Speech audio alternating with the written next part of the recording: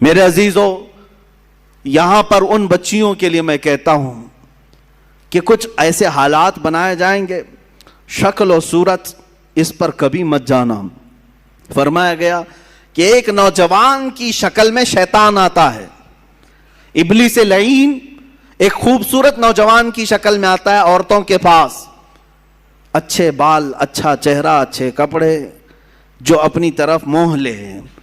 تو لڑکیاں اگر شہوت کے ساتھ اس کی طرف دیکھنے لگ گئیں تو فرمایا گیا النظر سہم من سہام الشیطان، یہ آنکھ جو ہے شیطان کے تیروں میں سے ایک تیر ہے۔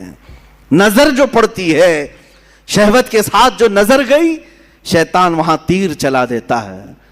جو نوجوان تمہیں بھا گیا، یہ ضروری نہیں کہ وہ انسان ہی ہے، وہ شیطان بھی ہوتا ہے۔ شیطان کوئی لمبے سینگ والا، بڑی پونچھ والا، پر والا نہیں ہے کہ ایسی شکل میں آئے گا تب تم ڈر کے بھاگو گی۔ شیطان تو ایک اچھے نوجوان کی شکل میں بھی آتا ہے، خوبصورت لڑکوں کی شکل میں آتا ہے، اور مردوں کے پاس خوبصورت لڑکیوں کی شکل میں آتا ہے۔ جب یہ بہک جاتے ہیں، گناہ کر لیتے ہیں، تب چلا جاتا ہے، بھاگ جاتا ہے، اچھے اچھے پرہیزگاروں کی شکل میں آ جاتا ہے اور تمہارے ایمان کا سودا کرنے لگ جاتا ہے۔ میرے عزیزو، بنی اسرائیل کی وہ حکایت مجھے یاد آتی ہے جس میں اس نے ایک بڑے عابد کا تقوی بھسم کر دیا۔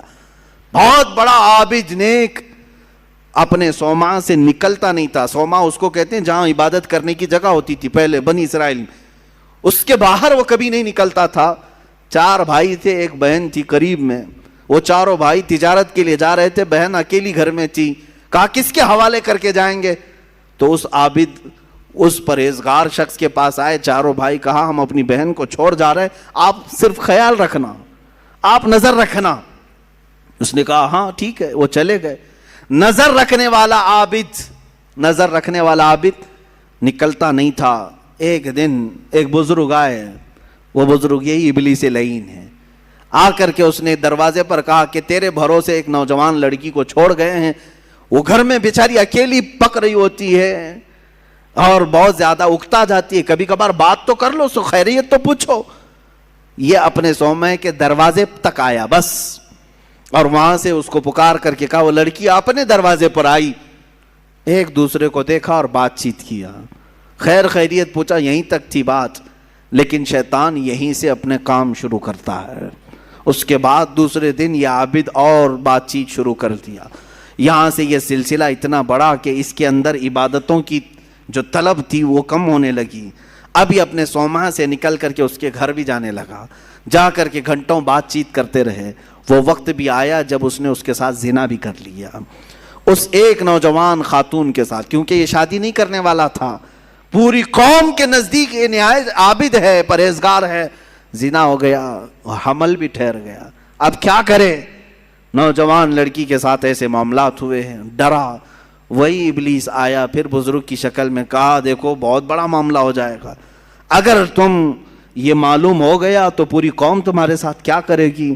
کہا کیا کروں؟ کہا اس کا گلا دبا دو، مار دو اور دفن کر دو، گھر میں کسی کو پتہ بھی نہیں چلے گا۔ اس نے قتل کر دیا اس لڑکی کو اور دبا دیا اندر، زمین صاف کر دیا۔ جب چاروں بھائی تجارت سے واپس آئے، پوچھا کہاں ہے ہماری بہن؟ کہا وہ بیمار ہو گئی تھی، میں نے اس کو بہت علاج کیا، انتقال کر گئی، قبرستان میں دفن کیا، ایک جھوٹی قبر دکھا دیا۔ وہ روئے دھوئے، ہو گئی بات ختم۔ لیکن کیا یہیں پر سلسلہ ختم ہو جاتا ہے؟ چند دنوں کے بعد ان بھائیوں کے پاس یہ ابلیس آیا، کہا یہ عابد جھوٹ بولتا ہے، یہ جو عبادت کرنے والا مکار ہے یہ جھوٹ بولتا ہے، تمہاری بہن سے اس نے منہ کالا کیا، حمل ٹھہرا، تو اس کے بعد اس نے مار کر کے یہیں گھر میں دفن کیا۔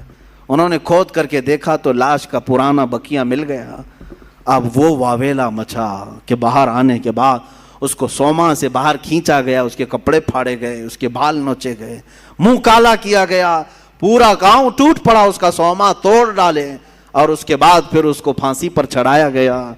پھانسی پر جب چڑھایا گیا تب پھر ابلیس آیا، کہا کہ بہت بری حالت ہو گئی تمہاری، مجھے افسوس ہے، لیکن میں تجھے بچا سکتا ہوں، میں تجھے یہاں سے نکال سکتا ہوں، میرے پاس طاقت ہے۔ کہا کیا کرنا ہوگا بتا دے۔ اس ابلیس نے کہا بس تو یہ کہہ دے کہ تیرے لیے سجدہ جائز ہے، یعنی اپنے لیے کہا کہ تم مجھے یہ سمجھ لے کہ میں آزاد کروں گا تو تم مجھے سجدہ کرے گا. کہا ہاں بالکل کروں گا, سجدہ کروں گا. کفر کر دیا, اسی وقت اس کو پھانسی پر چڑھا دیا گیا. شیطان بھاگ گیا. جس کی ابتدا عبادتوں سے شروع ہوئی تھی, انہی نظروں کا دھوکہ تھا کہ کفر پر موت ہو گئی. یہ حکایت بھی موجود ہے. میں ان بچیوں سے بھی کہتا ہوں کہ تم اچھے گھروں کی ہوں گی, اچھے خاندانوں کی ہوگی. بہت ساری لڑکیاں یہ دلیل دینے لگ جاتی ہیں کہ ہم ان کو صحیح راستے پر لے کے آ جائیں گی, وہ مسلمان بن جائیں گے, فلاح ہو جائیں گے. تبلیغ کا اتنا ہی شوق ہے تو مجھ سے رابطہ کریں, بہت سارے میدان ہیں, میں بھیجوں گا تبلیغ کے لیے. صرف اور صرف کسی ایک لڑکے پر یہ اس طرح کے حالات. بسا اوقات ہم نے دیکھا ہے کہ تمہارا دین خطرے میں آ گیا اور کفر پر موت ہو گئی, کفر پر موت ہو گئی. ابھی چند مہینے پہلے, 6-7 مہینے پہلے کا ایک واقعہ گردش کر رہا ہے, اخبارات کی سرخی بھی بنا اور بہت سارے سوشل میڈیا پر یہ گردش بھی کرتی رہی بات. مدھیہ پردیش کے کسی علاقے کی ایک نوجوان لڑکی اپنے گھر چھوڑ کر بھاگی تھی اسی طرح سے, اور اس کے گھر گئی, سب کو چھوڑ دیا. 4 مہینے اس کے ساتھ نہیں گزارا. ایک دن اس نے صرف یہ کہا تھا کہ مجھے شام میں گھمانے کیوں نہیں لے جاتے. اسی بات پر جھگڑا شروع ہوا, یہاں تک پہنچا کہ اس غیر مسلم نے اس عورت کو گلا گھونٹ کے مار دیا.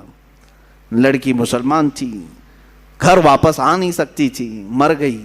اور رو دھو کر کے گھر والوں نے کہا کہ بیمار ہو گئی تھی, ہم نے وہی واقعہ ہوا.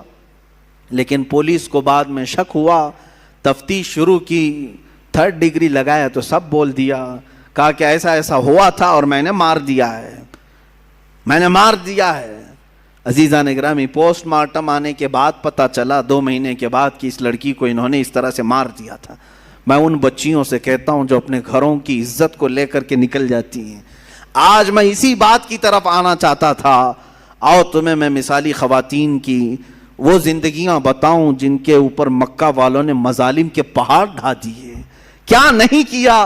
اس سیدہ سمیہ کو لاکھوں سلام, جن کو گھر سے گرفتار کر کے مکہ کے کافروں نے بیچ بازار میں لایا اور گھوڑے کی ٹانگوں سے باندھ دیا. کہا سمیہ چھوڑ دے اپنے دین کو. اگر خواہشات ان عورتوں کے دلوں میں بھی ہوتی تو چھوڑ دیتی. مکہ کے بڑے بڑے رئیس ان کو اپنانے کے لیے تیار تھے, بڑے بڑے پیسے والے اپنے لیے اپنے گھر کو ان کو بلانے کے لیے تیار تھے. سیدہ سمیہ اس وقت بھی احد احد کہتی رہی, میرا اللہ ایک ہے, میرا اللہ ایک ہے, اس کے علاوہ میں کسی بات کا اقرار نہیں کروں گی.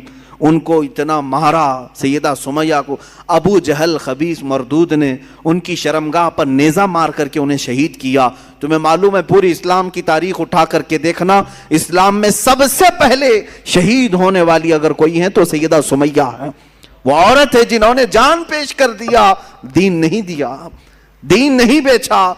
حضرت فقیہہ, حضرت نہدیہ, حضرت زنیرہ, یہ وہ صحابیات ہیں جو باندیاں تھیں یا غلام تھیں لیکن بہت ماری گئی ہیں, بہت تکلیف اٹھائی گئی. اب تک تم حضرت بلال حبشی کا ہی سنتے رہے نا, حضرت خباب کا سنتے رہے, حضرت نہدیہ کا سنو, حضرت زنیرہ کا سنو, حضرت فقیہہ. ایک ایسی صحابیاں ہیں جن کو خود حضرت عمر مارتے تھے ایمان لانے سے پہلے, اتنا مارتے تھے کہ تھک جاتے تھے اور بیٹھ کر کے کہتے کہ میں تجھے اس لیے نہیں چھوڑا ہوں کہ تجھ پر رحم آ گیا, اس لیے چھوڑا ہوں کہ میں تھک گیا ہوں. حضرت فقیہہ اس وقت بھی کہتی, عمر اگر تو ایمان نہیں لائے گا تو پھر تجھے ہر مار کے بدلے اللہ کی بارگاہ میں جواب دینا پڑے گا, اور اگر تو ایمان لے آتا ہے تو یہ مجھ پر جتنے مارا ہے سب معاف ہو جائیں گے. اس وقت کہتی تھی حضرت فقیہہ, کون عورت ہے جو مار کھانے کے بعد یہ کہے کہ تو ایمان لے آ جا, کون ہے؟ یہ ایک باندی تھی حضرت فقیہہ. حضرت زنیرہ ایک صحابیہ ایسی ہیں مکہ کی, انہوں نے حضور پاک صلی اللہ تعالیٰ علیہ وسلم پر ایمان لانے کے بعد مکہ والوں نے اتنے تانے دیے ان کو, اتنے تانے دیے. ایک وقت ایسا بھی آیا کہ بیمار ہو کر کے ان کی آنکھیں چلی گئیں. اب تانے دینے والوں کو اور بڑا موقع ملا, پورے مکہ والے یہ کہنے لگے, زنیرہ دیکھو لات و حبل اور عزا جو ہمارے خدا ہیں انہوں نے تجھے وہ کیا کہتے ہیں شناپ دے دیا, یہ لوگ کہتے ہیں شراب دے دیا. جس طرح سے بھی کہتے ہیں کہ بددعا لگ گئی ہمارے خداؤں کی تجھے، تیری آنکھیں چلی گئی. حضرت زنیرہ ٹس سے مس نہیں ہوئی، مسکراتی تھیں اور کہتی تھیں میری آنکھیں جس نے دیا تھا اس نے لیا، تمہارے خداؤں کو تو اپنے آس پاس کی بھی خبر نہیں ہوتی، ان کی خود کی آنکھیں نہیں دکھتی، وہ میری آنکھیں کیا لیں گے. دوسرے عورتیں بہت جلدی ان باتوں کی طرف آ جاتی ہیں، ارے کہیں ایسا تو نہیں ہے کہ حقیقت میں جو کہہ رہے ہیں کہ فلاں کی بددعا لگ گئی، اب شگن ہو گیا، فلاں ہو گیا. ان کی آنکھیں چلی گئی تھی تب بھی وہ ایمان پر قائم تھی. یہاں بچے رونے لگ جائیں، 3-4 دن ستانے لگ جائیں تو آ جاتے ہیں. کہا کہ حضرت ہم نے سنا ہے کہ اس کا نام کوئی سخت ہو گیا ہے، اس کی وجہ سے یہ ایسا ستا رہا ہے، پریشان کر رہا ہے. پوچھا نام کیا ہے؟ کہا حسین ہے. کوئی سخت نام ہے؟ وہ عورتیں بھی آئی جنہوں نے اپنی بچیوں کا نام زینب رکھا. کہا حضرت نام کا تو کچھ اثر نہیں ہو رہا ہے. معاذ اللہ رب العالمین، اسلامی نام رکھے ہو، انت وشواس کہاں سے تمہارے اندر آیا ہے؟ ہاں برے نام اگر رکھے ہو تو پھر بدلو، لیکن اسلامی نام اگر ہیں تو بیماریاں تو آتی جاتی رہتی ہیں. ناموں سے بیماری اگر آنی ہوتی، ناموں سے ہی جانی ہوتی تو شاید ساری دنیا والے ایک ہی نام رکھتے، آج ایک ہی نام رکھتے کہ ہاں جو صاف ستھرا ہو، جس نام سے کبھی بیماری نہیں آتی، سارے لوگ وہی نام رکھتے. ایسا نہیں ہے. یہ اس طرح کی اندھی عقیدتیں جو داخل کی گئی. حضرت زنیرہ اس صحابیہ سے ہمیں ملتا، آنکھیں چلی گئی تب بھی وہ ایمان پر اس طرح قائم تھی اور کہتی مجھے ایمان لانے کی وجہ سے آنکھیں نہیں گئی ہیں، تمہارے خداؤں کو آس پاس کا ہوش نہیں ہوتا، وہ میری آنکھیں کیا لیں گے. حضرت ام شریک ایک صحابیہ ایسی ہیں، مکہ والوں نے، ان کے خاندان والوں نے، ان کے ددیال ننیحال دونوں خاندانوں نے مل کر کے کیا کیا جانتے ہیں؟ حضرت ام شریک کو کڑی دھوپ میں کھڑا کیا، ایسی دھوپ میں کہ جو ریتیلی زمین ہے کھلے میدان میں ان کو کھڑا کرتے، اور اگر وہ آگے بڑھتی تو کوڑے سے مارتے، اسی میدان میں کھڑا کرتے. کتنی دیر؟ گھنٹہ 2 گھنٹہ نہیں، 3 دن تک کھڑا رکھا. بھوک اور پیاس کی شدت کی وجہ سے ان کی آنکھیں باہر آنے لگ گئی تھی. حضرت ام شریک یہ بھی صحابیاں ہیں. اس کڑی دھوپ میں، آج مکہ کی دھوپ جانتے ہیں آپ 50 ڈگری کے اوپر جاتی ہیں، 50 ڈگری کے اوپر. شاید آپ 35-40 ڈگری میں ہی پریشان ہو جاتے ہیں. 50 ڈگری سے اوپر کی دھوپ برداشت کرتی ہوئی گرم ریت پہ کھڑی رہی 3 دن تک. 3 دن کے بعد وہ کہنے لگے کہ تو اپنے خدا کو چھوڑ دے، چھوڑ دے. حالت ایسی ہو گئی تھی کہ کانوں میں آواز تک نہیں آ رہی تھی. میں نے روایت پڑھا، آنکھیں بھیگ گئی. حضرت ام شریک پوچھنے لگی کیا کہہ رہے ہیں؟ تو انہوں نے اشارہ کر کے کہا ایک کو جو تو مانتی ختم کر دے. کان سنائی نہیں دے رہے، آنکھیں باہر آ چکی ہیں، جسم تپ رہا ہے، پیروں میں چھالے پڑ گئے. تب وہ پکار کر کے کہتی اللہ احد، اللہ احد، اللہ ایک ہی ہے، ایک ہی ہے. کوڑے مار مار کر کے ان کو زخمی کر دیا تھا حضرت ام شریک رضی اللہ تعالیٰ عنہ کو. اور جانتے یہی وہ صحابیہ ہیں. حضرت ام سلیم، کتنی صحابیات کی میں بات تمہارے سامنے رکھوں. حضرت ام سلیم ایک وہ صحابیہ ہیں حضور پاک صلی اللہ علیہ وسلم جن کے گھر آرام کرنے کے لیے جاتے تھے، جو حضور پاک صلی اللہ علیہ وسلم دھوپ کے یا گرمی سے پسینے ہوتے تو وہ قطرے جمع کر کے رکھتی تھی. یہ حضرت انس کی ماں ہیں جنہوں نے حضور کے پسینے کو جمع کر رکھا خوشبو کے لیے. اور روایات یہ بتاتی ہیں ان کی 7 پشتوں تک وہ خوشبو آتی تھی. وہ ام سلیم جب ان سے نکاح کے لیے ابو طلحہ نے پیغام بھیجا، وہ ایمان لائے ہوئے نہیں تھے، ایمان لائے ہوئے نہیں تھی. آج کے حالات کے مطابق میں عرض کر رہا ہوں، ام سلیم کیا کہتی ہیں؟ ابو طلحہ کو بہت پسند کرتی تھیں، خوبصورت تھے ابو طلحہ، بہت ہی کڑیل جوان بھی، اور ام سلیم ان کو پسند کرتی تھی. نکاح ہو جائے، سامنے سے ابو طلحہ آئے، ام سلیم نکاح کر لیتے ہم.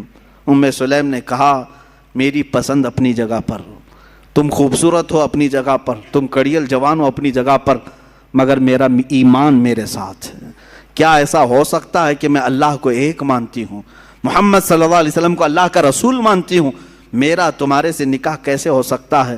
اگر تم ایمان نہیں لائے تو ہماری زندگی میں کبھی ملاپ نہیں ہو سکتا. حضرت ام سلیم کی دعوت پر حضرت ابو طلحہ ایمان لائے، اور ایمان لائے تو صرف نکاح کے لیے نہیں لائے، حضور کے جانثار بن گئے اور عشرہ مبشرہ صحابہ میں داخل ہوئے ہیں۔ خواتین کا یہ بھی کردار ہے عزیزان گرامی، وہ ایسے نہیں کہ پسند آ گیا جوان تو گھر سے بھاگ کر نکل پڑی، چاہے کہیں پر بھی جا کر کے شادی رچانا پڑے۔ معاذ اللہ، ان بچیوں کی زندگی پر مجھے بڑا افسوس ہوتا ہے جن ماں باپ کی عزت کو مٹی میں ملا کر کے فخر کرتی ہیں۔ یہ سب کہاں سے ہو رہا ہے جانتے ہیں؟ یہ سب اسی ٹیلی ویژن سے، انٹرنیٹ سے اور سیریلوں سے۔ آج پوری دنیا ملا کر کے ایسی چیزیں دکھانا چاہ رہی ہے۔ مجھے کل ہی ہماری ایک خاتون نے یہ کہا تھا، بتایا تھا کہ سب سے زیادہ ابھی فی الحال عورتیں پاکستانی سیریل اور وہاں کے ٹیلی ویژن سے نشر ہونے والی فلموں وغیرہ کو دیکھتی ہیں۔ مجھے اس کی خبر نہیں تھی، لیکن اگر اس طرح کا ماحول وہاں سے پیش کیا جا رہا ہے تو میں تو کہتا ہوں کہ ان تمام چیزوں پر بندش لگانی چاہیے۔